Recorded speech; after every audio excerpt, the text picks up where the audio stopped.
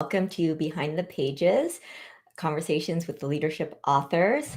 Hi there, welcome today. I am Dr. Julie Pham, the CEO and founder of Curiosity Base, and I get to be joined here today with Dr. Izdihar Jamil, and she is the 17-time best-selling author of leadership books, and we're going to get to talk about not just, we'll get to talk about a lot of her books that, like, Yes, I Can, 15 Mindset Secrets from Inspiring Entrepreneurs Around the World. You can see that I've got the book right here. This is just one of her 17 best-selling books, though. And so I just want to share a little bit about why we do this series, why we do Behind the Pages with leadership authors, and we have these conversations with a diverse range of authors. We created this leadership book series last year to promote underrepresented leadership perspectives. And this is because most of the books that are highly ranked on leadership and management book lists are written by white men. And yet there are so many different perspectives. I can tell you that the Amazon has their 100 top ranked leadership book list. Only 12 are not written by white men. That's amazing. And yet there are so many different perspectives that we want to highlight, because we believe that to enrich how you lead, you have to expand who you read. And so this month, May, we are celebrating Asian American Pacific Islander Month. And so we've got our new book list coming out. It'll actually be released next month or next week. This is our list for now. So if you actually have any suggestions, please do put it in the chat. Please do put your suggestions in that chat list. And this has got over 200 books. We are so proud of the work that we put into this, so that you can see, wow, there are lots of different perspectives, lots of different books that are written. So now back to this conversation with Dr. Jamil. So like I said, Dr. Jamil is #1 international best-selling author of Moneymakers, a TV show host, and visibility expert. She has appeared on Forbes, Fox TV, and TEDx and TED. And so she helps leaders be seen, be heard, and chosen as the go-to experts in their field with proven, predictable, and effective methods. And so the way this is going to work is I'm going to ask some opening questions, and we are going to have time to answer audience questions. So if you have a question for us, please do just put that in the comment section. So Dr. Jamil, I just want to start with asking you to just share who were your role models for leadership growing up. I know that you grew up in Malaysia, and would just love to hear your personal history and what inspired you. Thank you so much, Julie. What a blessing to be here. And I wanted to say hello to everybody that is watching and listening. It's such an honor to be here, especially on this AAPI month, right, Julie? And what a privilege, what a divine timing it is. And I grew up in Malaysia for the first 20 years of my life or so before I moved out of the country, because I got married to the guy I loved. And, he was living abroad then.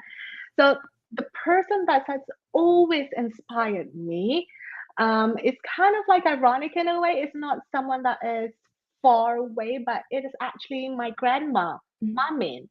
So Mamin is a stay-at-home housewife. At her time, she told me that, education wasn't something for girls.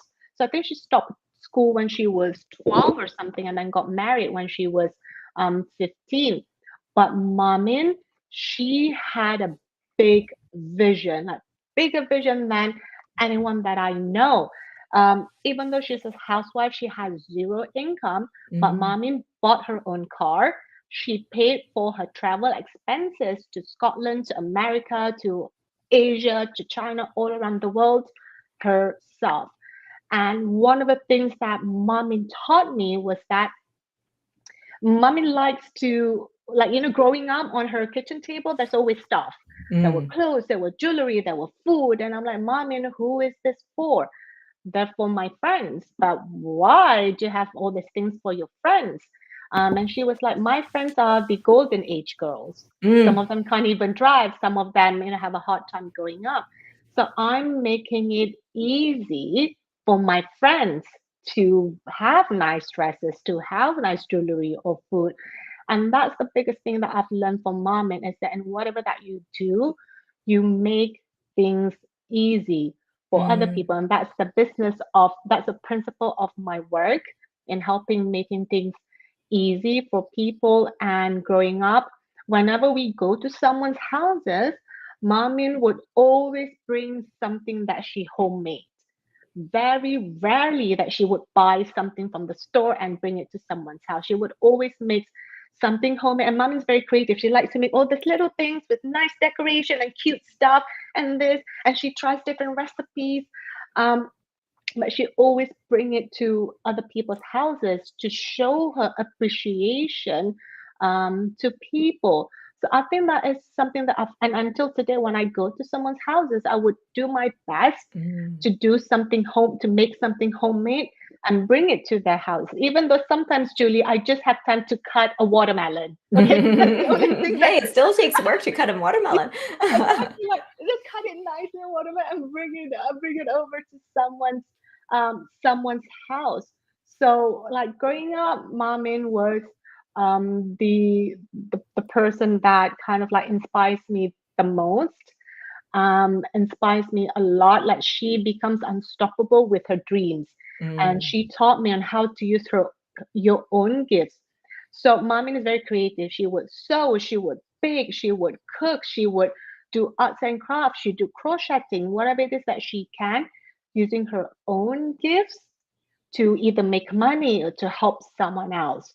So when women come and say, "Oh, I don't think I can do this. I'm not this. I don't have the money." And I'm like, "I saw Mamin and she mm. really surpasses. I don't have an income, but I'm going to figure things out." So she inspires me a lot. Wow, your mom sounds so inspirational. I I'm thinking about my own grandmother and just how Mm, independent she was. She would just take the mhm. bus everywhere actually and just but she also managed to after she came from Vietnam to here, she also managed to travel abroad as well on her own. And also just the idea of just bringing some gift. I know that in when I lived in Vietnam, it's just fresh fruit was really important. A fresh fruit, bringing over the gift of fruit that's considered a precious gift.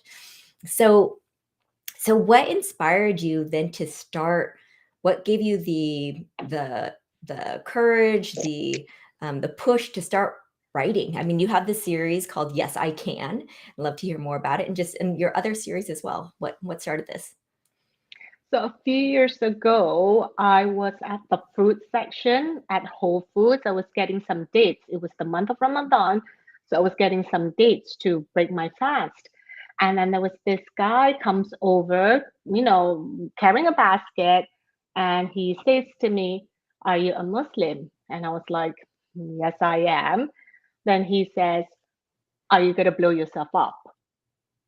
And I was thinking, dude, I just left my job as a computer scientist in Malaysia a few months ago because my husband Rizal got his dream job. And I have a 4-year-old son abroad and my baby girl Nadra. And I'm grocery shopping. And now this, and I can feel Julia, like my whole Mm, body is just like, mm, so I had to leave. And a few weeks after, Nadra was having the worst tantrum. mm. And then as soon as Riza comes back from work, I was like, babe, babe, look after her. I'm taking a shower. Because by that time I was done with Mhm. Nadra, right? And I was washing my face and I hear bang, bang, bang. Come down now. There's police officers waiting for you. And I was like, got myself off, put on my hijab, pick up Nadra, go downstairs, and I see two police officers in full gear, guns over their shoulders, fingers on the trigger. Ma'am, your neighbor says there's a baby crying. Why is your baby crying? She's a baby. Yeah. Babies cry. Yeah. So he checks her out, nothing wrong with her, and they leave. And I'm thinking, America is the worst mistake of my life. Mm. And then just to cheer me up, Riza was like, I got you a course so you can be an online coach and consultant, which was okay. Wait, Thanks. she said this? Well, this is No, my husband, oh. he wanted to cheer me up Oh. because it was hard, right? Mhm, So he mhm, gifted me a course so I can be an online coaching consultant, mhm, which is totally out of the blue. mhm. But I wanted to stay home and be with my family. I mean, I don't want to Mm. work at Google that time from 9 to 5. So I studied the course. And one of the things I have to do is go live on social media. And it was Mother's Day, Julie, Mm, 2018. mm, So I put on a pretty pink top, some makeup, a floral hijab. And then just before hitting the live button, for the first time, I said, people are going to think you're a terrorist. And I hit that button. mm, And today, I'm a 17 times best-selling author. I've been featured on Forbes, TEDx, TV, magazines, hundreds of media, and spoken on many stages around the world. Because I believe no person should ever have to be afraid of who you are, and mm, your unique voices should be heard on prestigious platforms without prejudice. So that kind of like triggered the whole thing about sharing your voice and putting it out there, because it's so easy to hide, to doubt yourself, to take yourself out.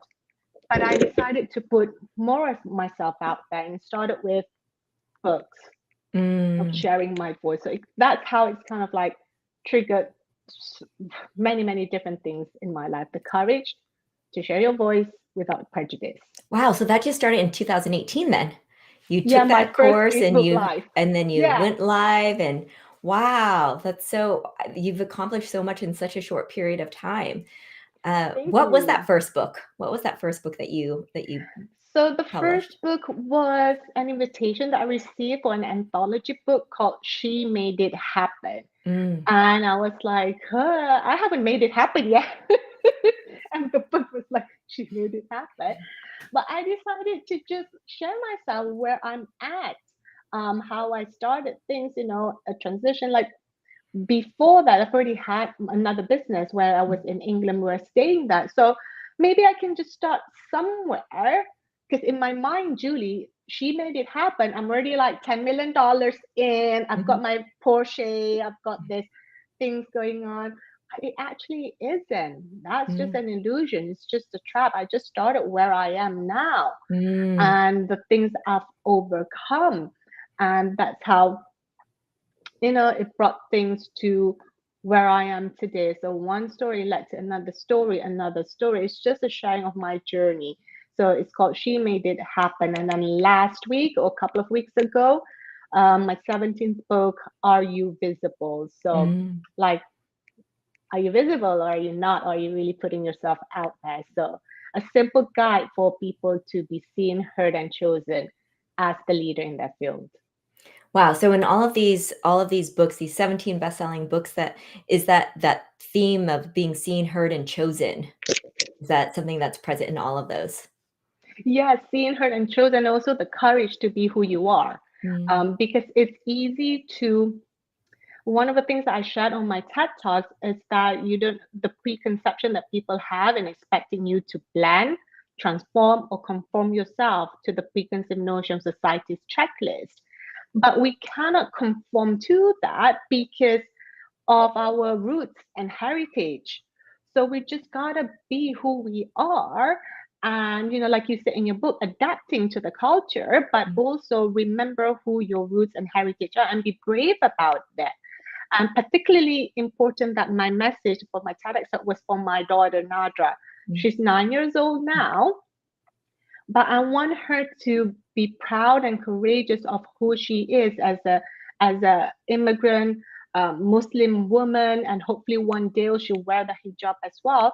Because mm, it really does take balls to wear the mm, hijab in America, Julie. It takes mm, massive balls to mm, just be who you are. So it's just about putting yourself out there, and hopefully that you'll inspire other people to take bold, brave, courageous action. But that doesn't mean that you're not scared. I'm still scared when I was mm, on the TEDx stage. I was still scared. I was like, God, please Let them hear my heart. Let me Mm, touch their hearts. Help me to take care of one person so I can be so grateful. I'm scared coming into this conversation. I'm like, oh my God, what if I say this? What if I say that?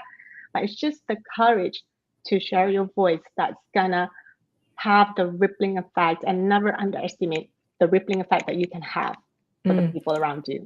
Thank you, Dr. Jamil, because it's having courage doesn't mean we don't have fear. We can Yep, actually have fear and courage at the same time. So, so Ashley, we'd love to hear an excerpt from your book. Could you read us a section from your book so that that way the audience can experience it for themselves? absolutely. So this is the book. Yes, I can. It's the blue cover, and from the mindset seekers of inspiring entrepreneurs from around the world. And it's going to be on the page 7. So a quick excerpt. It's called Wisdom 1, Your Word is Law. Mhm. When you say that you're going to do something, commit to doing it 100%, no matter what happens. Your word is one of the most priceless things in the world. Incomplete commitments leave you hanging and takes away your strength and power. When you complete things, that gives you power and you feel unstoppable. That's how you manifest your dream life. Mm, mm. Thank you so much for sharing that, Dr. Jamil. And so I'm going to invite the audience now, start to put in your questions for Dr. Jamil, and I'm going to continue to ask some questions as well. So you feature in this book 15 entrepreneurs, and in this all of your other books too. You feature a lot of different inspirational leaders and entrepreneurs. Well, it's actually in this book. Can you talk about one particular entrepreneur who you found? I know that there's so many words of wisdom. If you could just share one to highlight.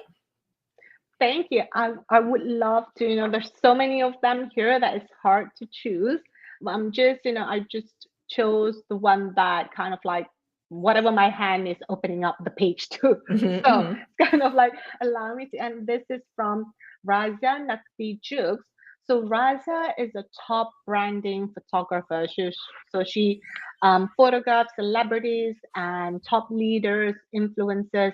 She photographs my pictures, my media profile pictures, and so many of the pictures that you've seen. So Raza is passionate about people sharing their voice through photography, not just a picture where you just snap, snap, smile, right?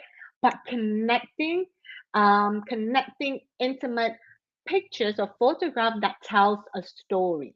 So in this um, page 141, have your voice.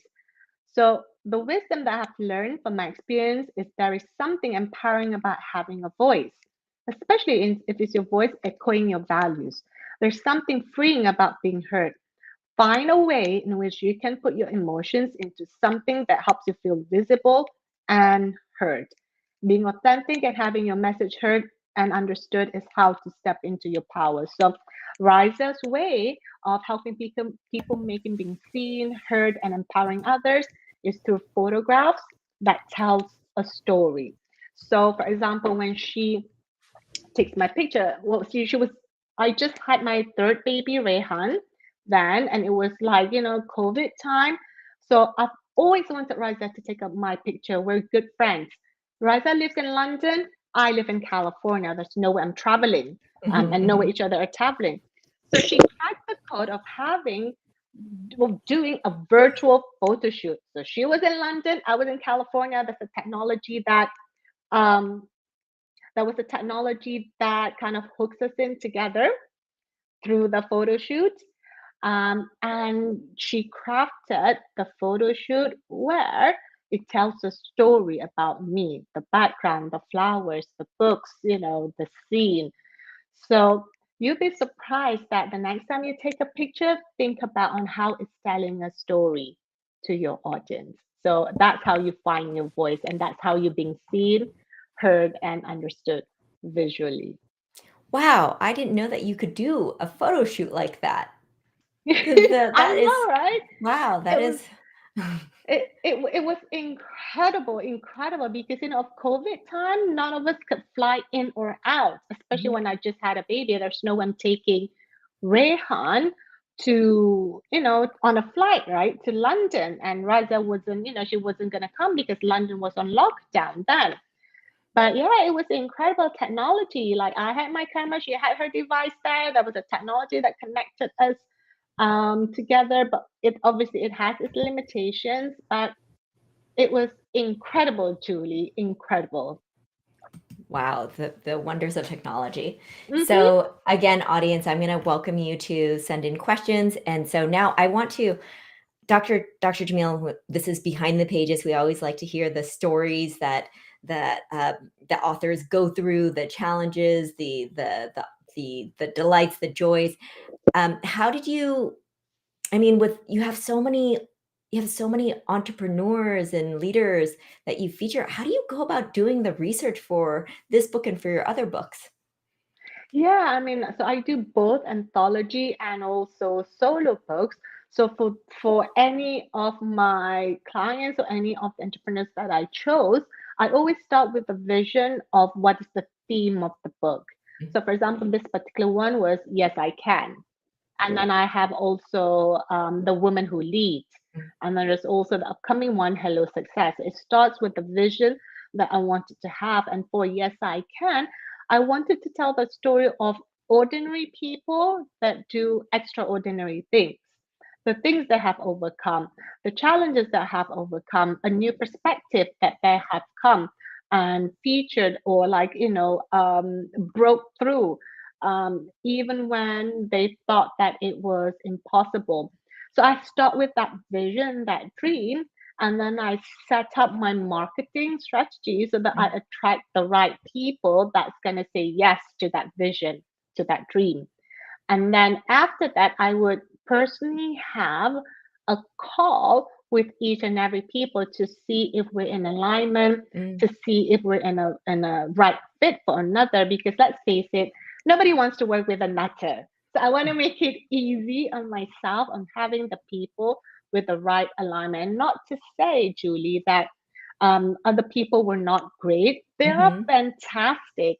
It's just that we are not in alignment with one another. So it's important for you to hold to your standards of what it is. Because in the past, I have, kind of like lower my standards and see if I can wiggle things around with my standards.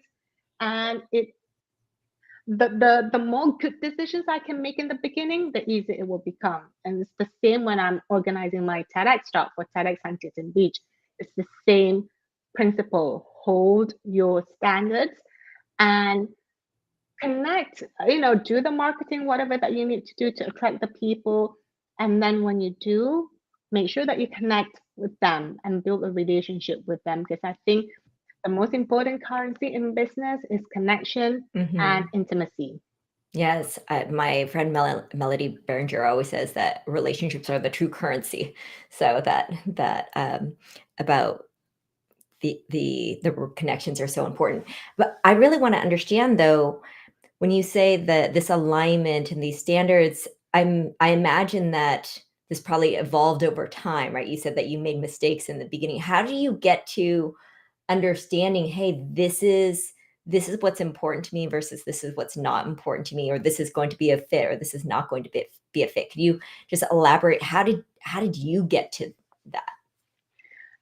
Sometimes it's through the multiple of events that has happened because I'm like, God shows me a certain thing, but I'm like bypassing and then she shows it again and again until one day, bam, this is what you need to learn and the standards that you need to have. So it's definitely an involvement along, on my life. For example, one of the standards that I have in my business with my TEDx speakers or clients or like everybody signs an agreement. That's the standard that I have. I've got people who say, oh, no, I'm not going to sign an agreement because my word is solid. So I'm like, if your word is solid, you should have no problem signing an agreement. So always the standard is everybody sign an agreement so that we have a clarity on what is the expectation and accountability for it. There's many other standards I hold. One of the things, the standards I have in my business, for example, is that I don't do sales calls anymore. I Mm. used to do it because this is what people, I mean, like certain leaders tells me to do. You gotta have a sales call, you gotta have discovery call, whatever that is. But I can't have that anymore because I've got a baby now. It doesn't work for me to have sales call anymore. So my stance is I don't have sales calls anymore. And the people, so because of that standards, Julie, I had to restructure my entire business to fit that standard. Mhm, mhm, mhm. So and non-clients who want to speak with me, they have to pay a certain amount for them to have to speak to me because my time is valuable and their time is valuable. And I want to make sure that people that come to me, the other standards that I have is that when I work with people, primarily I work with women. When I work with women, these women are incredible, amazing, they're committed, they're serious to what they are, they know what they want, and they can make good decisions on their decisions on however it is best for them. So those are kind of the standards that I've learned over Mhm, mhm. time, either to personal experience or through client experience or a combination society, and things like that. And also having the thing with my culture is that we're being taught to like not speak, Mhm. so just keep quiet. But I'm like, but it's not right. I don't want to be treated this way. So When you I've and Dr. learned. Jamil, when you say your culture, are you referring to your Malaysian culture, or what can you specify there? Yeah, the Malay culture. So, for example, if someone say like the elderly says something to you, you can't speak back. Mhm, You just mhm. have to like take it in, as is. So it kind of like translates to things. So now I've got to kind of like, so it's hard to break through that, especially when, hang on a minute, that's not okay. That's not cool what you're doing or how you're treating me. That's not cool. Don't do it again. If you do it again, we end this business transaction, whatever that is, right? Mhm. So it's hard for me to have that to speak up, but I've learned to kind of like speak, use my voice to speak things up and say my standards. Don't do this again. Mm. Otherwise, it's this because it doesn't work for me. Or, you got to submit things on time, especially with. So, behind the pages for this book is that I have a deadline and timeline. This is how we do things. This is how you write your story. I have a writing formula. This is how we do it. This is when to submit it. This is when we review it. This is when we do this. This is this. So, people that are late in submission, they don't go in. That's Mhm. my stand, especially on an anthology book. It creates a huge delay. And if there's a delay, it increases the time, the resources, the money spent on projects. So those are some of the things behind the scenes. Okay, wonderful. And Dr. Jamil, I see a couple of questions coming in. So I'm going to ask the first one from Christine Scott, and then there's another one. So the first one, can you talk more about the qualities those socialized as women utilize as leaders? Yeah, so women in leadership. So I've got like a couple of series of women who lead and qualities. Oh, where shall I start, Julie, with in terms of qualities? So one of the things I've learned about women in leadership is that women, we feel things. We feel things more than men, because that's how we're so nurturing, that's how we're so intuitive. So one of the biggest qualities that I've learned, or one of the biggest technique, however you want to call it, is that this is by Marsha Martin, who is the leader in personal growth. She is like the godmother of personal transformation. She has trained like hundreds and thousands of people on personal growth. She trained Jack Canfield. She trained Tony Robbins. So she is the godmother of personal transformation, and she was one of the co-authors in Women Who Lead. And she says, center first and act later.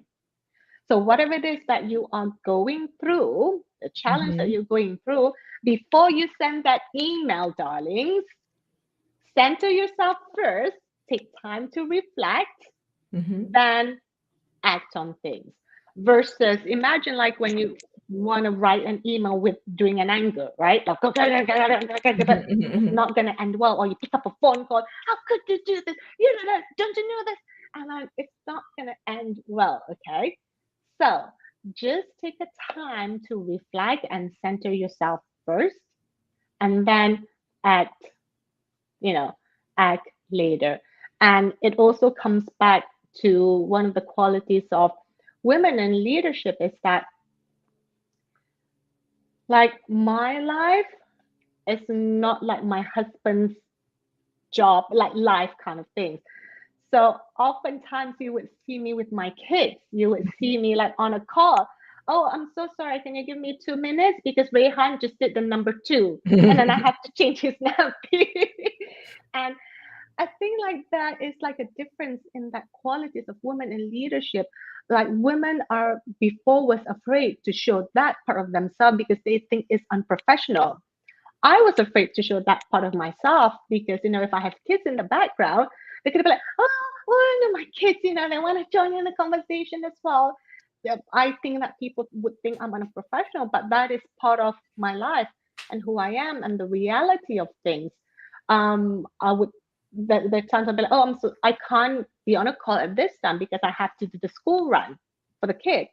So that is the reality as well, that people are starting to adapt and see that it's becoming more acceptable to people. Like, there are times when I tell people, hey, we can have a call at this time, but I have Rayhan with me.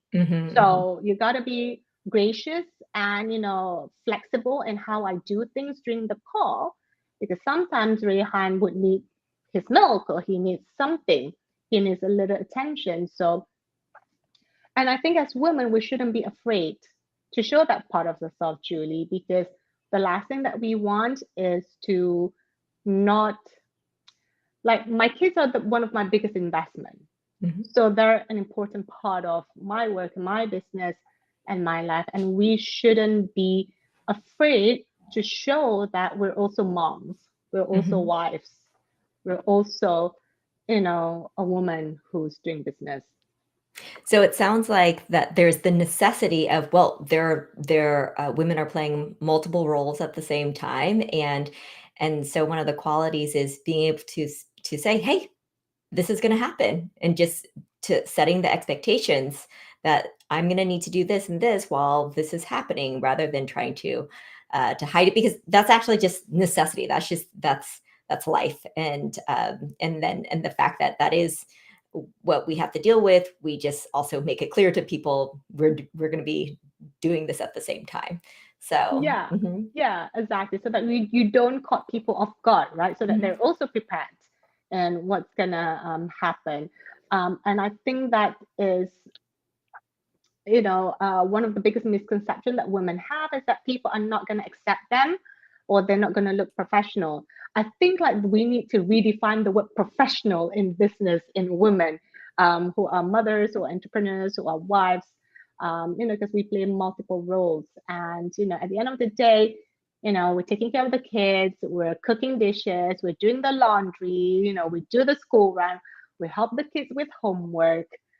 So we play multiple roles, and I think that should be honored and celebrated versus like that's a bad thing that we have the kids with us as when we work. thank you, Dr. Jamil. And so for this next question, Michaela, if you could just put the question in the actual question in, and I'm going to read the context. So, well, I've agreed with your comment about relationships. I've worked with Muslim American groups for years and have dear friends who are Muslim. During this time, Eid and other aspects of Islam have become part of mainstream culture. So it's easier for anyone to get to know their Muslim neighbors / coworkers. In your experience, and here's the question, in your experience, are non-Muslim Americans becoming less prejudiced towards hijabis in particular? I hope I pronounced that correctly. If not, please correct my pronunciation. I've found American Muslims to be very open to other cultures and to statistically tend to be more progressive. So that question of, in your experience, are non-Muslims Americans? Yeah, I hope so. And I think so, at least from my experience, from when I, moved to America a few years back to now, there's been a change. And it could also be potentially like how I have changed myself, right? I'm becoming more braver or more confident with who I am. I'm not trying to hide. And I don't walk on eggshell anymore, like thinking people are going to do certain things for me, but I actually walk around with kindness and compassion and generosity, to people. And I feel that in turn has made people more accepting and, connected with me, because once they start to see past the hijab, past everything else, they start to see me as who I am. Like, I'm a mom trying to take care of their kids, trying to do grocery shopping, taking care of the family. So I do feel that there's more positives going on, as there are more awareness from um, people like us sharing our voices and putting ourselves out there. Mhm. Did you, in the beginning of this conversation, you shared your neighbors called the police on you because your daughter was crying. Have your relationships with your neighbors changed, or have you just moved out of that neighborhood? I moved out. Okay. I moved out in that neighborhood. So it was, when I first came to America, that was the first place that has so generously allowed us to stay. I mean, what I didn't realize is that when coming to America, no social, what do you call that? Social security, no credit history, nothing of that. There were not many people who were willing to accept us to stay at their places, right? Because you need all those things to them. But I have good credit score outside of America. No, no, no. I'm like, okay. So that was one of the first place that accepted us. So I would always be grateful for that place, and I've met great people and neighbors from that place. But it was just one of those things that happened, like, they're calling the neighbors on us. And then on my TEDx talk, I shared that there was a knock on the door. So Nada and I went to open the door, but there was no one there. And then when I looked down on the doorstep, there was this green bag. And when I opened that bag, the smell was awful, Julie. So someone had literally thrown a bag of dog waste on our doorstep and even knock on the door to make sure that we received that particular item. But the thing that breaks my heart was then when Naja says, "Mommy, why are they doing this?" So, one thing led to another. My husband had a wisdom in him, like, let's buy our own house, Mm. because our kids are growing up. At that time, we didn't know we're gonna have another child, but he was like, let's move out, let's find our own place, because somewhere where the kids have good school, and we have a little bit more space for the family. And so we did. And then COVID hit, and we have another baby, which just works out pretty well. And I love my neighbors here. I love my neighbors there as well. But I think that sometimes you just got to make the decision that's going to make your family feel a little bit safer, in Mhm, our mhm. case. So this is more family oriented space. So we know the neighbors, we know the family, there are kids, they've got adults. So sometimes you got to make the hard decision and make the decision to make sure that your family's safety comes first, no matter Mhm. what. And you've talked a lot about just the different factors that will influence our choices and influence our decisions. So as we're wrapping up, I want to invite we have time for one more audience question. And as that audience member is thinking about that, I want to ask you, having written all of these books and over the 17 books, what would you have done? What would you have done differently? What was a lesson that you learned in writing these books?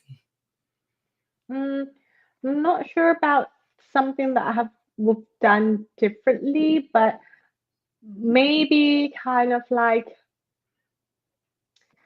no, I always think that it should be a certain way, Mm, right? It should be like this, it should be this, it should be this. But then life happens and it isn't that way. And that I've learned that rather than just pushing and pushing and pushing and pushing, because when you physics, in terms of physics, if you push things too much, it's gonna break. When you push too much force on things, it's gonna break and explode. So I've learned to kind of like surrender to things and understand that things happen for a reason. Like, for mm, example, in the current book that I'm working on, Hello Success, is going to be coming out this year. And that is another anthology book. So there's a few people that I thought, oh, I would love to be part of that project, but something happened that they choose to self-select themselves out. mm, mm. So in the past, I would be like, oh, let's have a call, let's work things out, let's figure things out. But now of like surrendering to things that the right people would be shown to me in this particular project or in other projects, and the people who are not in alignment will deselect themselves out. Mhm. And that's kind of like what happens with TEDxHuntington Beach as well, where I'm the organizer for it. And when you receive so many applications, Julie, you're like, how are you gonna filter them through? Like, it's this is the dreams, this is what I love, this is the passion. And I don't want to be like a dream crusher on this. But as you go through the process, and as I surrendered, the right people are shown up to me, not just the speakers, but also the team member. So probably things I would do differently, or just kind of like surrender to things, and I just trust that the right people will show up in the best possible way. Yes. So what I'm hearing there is just going with that flow, because sometimes we try to push against it so that we can have that preconceived vision, and yet maybe the vision has to change because Yeah. the world is telling us something, right? And with your people who are deselecting out, it's like, well, there's a reason for that, so I'm just going to go with that. So thank you so much. I often think about, as you were saying that, I was just remembering how many times I tried to save a relationship that was just not working. No. Please, let's do this. Oh my gosh, you just gave me flashbacks to that. It is such a powerful lesson that we can actually only experience. Oh, 100%. Exactly. And it applies not just to, it applies to relationship as well, right? Some people are just like, it's being shown to like, it's time to let go. And it's not because they're bad people, it's just, it's time to create something new or something different. So, yeah, I mean, just surrender to it and just see the signs, be open to the signs, and just surrender to it. Mhm. And God would always give you something better. Always, that's a promise. Thank you. And it's very clear also that your faith is really important as you are doing this work. So I now want to give you a chance to, I know that not only are you a best-selling author, your two children are best-selling authors, and you also help authors as well. And entrepreneurs, can you tell us about, I think you have a master class coming up. Could you share a bit about that, please? Yes, thank you. So I have a masterclass coming up. It's actually today, but there'll be another opportunity for the next round. It's about the 3 ways for you to be seen, heard, and chosen as the go-to leader. So a lot of the times you seen, but you're not chosen. And there was a moment where I was tasked to do at a registration table, Julie, where I'm supposed to be helping people out to register for an event. And you wouldn't believe it. People would literally go to my right, to my left, to my right, to my left. They bypassed me, even though that I was physically there. So it was just that mind-boggling to me. And then when I had a reflection, I had a conversation with my friend, Dr. Sawia. She was like, "Are you playing the invisible game?" I was like, Mm. "What are you talking about?" I was there physically, like they can't miss me. But when I reflected, it was like, oh my God, I just want to be in the background. I want to do this. Da, da, da. I don't like strangers. So I was really playing the invisible game of putting like an invisible wall. So people literally missed me. And how many times have you put yourself out there, but you're not chosen because people missed you.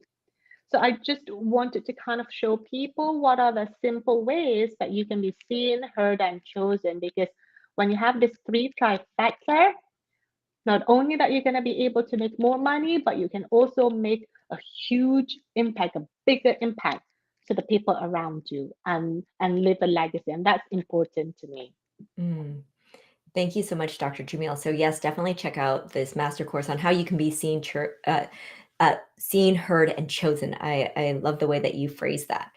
So, well, with that, our time is coming to an end. And I just want to thank the audience so much for being with us today for Behind the Pages with Dr. Jamil. And please stay engaged in this conversation. You can, this is going to be recorded so we can continue to share this recording with others. Also, please subscribe to the Curiosity Based weekly newsletter so that you can keep up to date with our book list, which is going to come out next week, and also our next sessions of the Behind the Pages. Thank you. Thank you so much, Dr. Jamil. Thank you so much, Julie, and the team. And thank you so much, everybody, to catching up. And I hope you got something valuable from today's conversation. Thank you so much.